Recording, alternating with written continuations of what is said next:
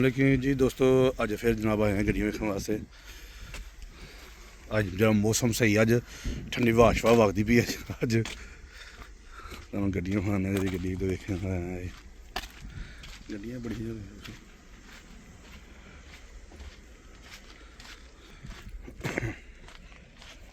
वास्कर भाई वेलो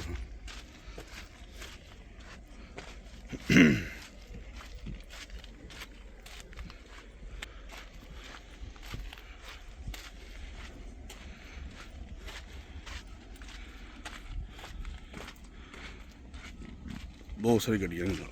देखो जितों तक नजर जाएगी